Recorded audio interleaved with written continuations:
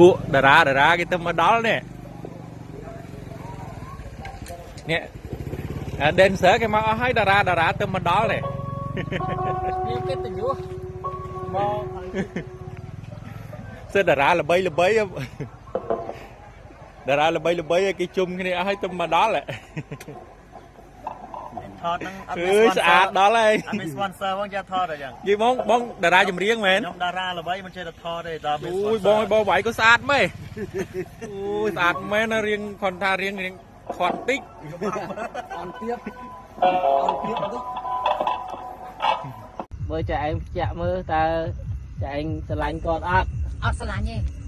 មិនអត់ស្រឡាញ់ ប្រកែស្លុតខ្ញុំពេក ហើយគាត់ទៅស្លុតចឹងអត់ស្រឡាញ់ដែរ ហ្នឹងឯងស្អប់ ហើយស្បាត់មួយ ឥឡូវស្បាត់ណាស់ចឹង ឡើយស្បាត់ ស្បាត់ណា បាត់និយាយ និយាយមើល ពីមុនស្រឡាញ់ 30% ដល់ពេលឥឡូវប្រកែស្លុតខ្ញុំពេកឥឡូវខ្ញុំស្អប់ហើយមុខជ្រូកទៀត មកពីខ្ញុំបារម្ភពីគាត់បាទខ្ញុំស្រឡត់គាត់គាត់អាយុច្រើនជាងខ្ញុំឯងប៉ុន្តែគាត់ធ្វើចរិតដូចក្មេង ចាអញ្ចឹងហ៎ ចឹងឯងខ្ញុំស្រឡត់គាត់ទៅ យ៉ាប្លង់ចាប់ដៃគ្នាមិញទៅ